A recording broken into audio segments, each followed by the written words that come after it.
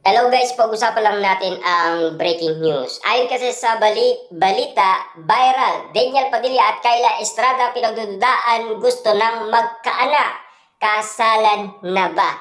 Kasi ang iniisip kasi ng mga netizens at mga Lulu fans, laging nagsosolo travel sina Daniel Padilla at Kyla Estrada. Laging walang kasama.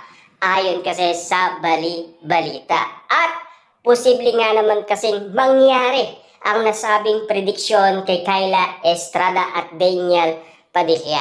Inala kasi ng karamihan, baka nga naman kasi mabubuntis itong si Kyla Estrada. Yan kasi ang mga pinag-uusapan kung bakit nga naman kasi mainit-init sina Daniel Padilla at Kyla Estrada sa social media. Na alam niyo naman siguro, pinag-uusapan noon na gusto nang magkaroon ng anak ni Daniel Padilla. Papaano nga naman kasi nilalaro ni Daniel Padilla ang nasabing anak ni Sanjo Marudo na matalik niyang kaibigan. At lalong-lalo na naispatan din si Daniel Padilla na nakikipaglaro sa mga bata sa tawi-tawi. Ang inala kasi ng karamihan na baka nag-enjoy na itong si Daniel Padilla para maging ama. Kaya nga naman kasi naglalaylo na. Pero si Kyla Estrada, walang bali-balitang naglalaylo na bilang artista.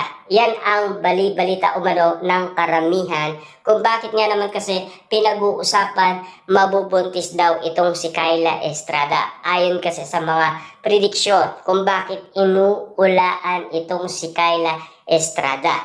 Ayon kasi sa mga netizens na baka nga naman kasi gusto nang magkaanak ni Daniel Padilla at Kyla Estrada. Yan ang mga balitang nag-iinit at pinag-uusapan, pinagkakaguluhan at pinagpepestaan dahil naispatan kasi sina Daniel Padilla at Kyla Estrada sa Japan na nagbakasyon at nagsolo. Lalong-lalo na kasi walang kasama ayon sa balita. Nagsolo travel daw sina Daniel Padilla at Kyla Estrada at gumaya daw kasi kina Mayor Mark Alcala at Catherine Bernardo nagbakasyon sa Thailand. Subalit hanggang ngayon wala pang mga ayudang pinag-usapan.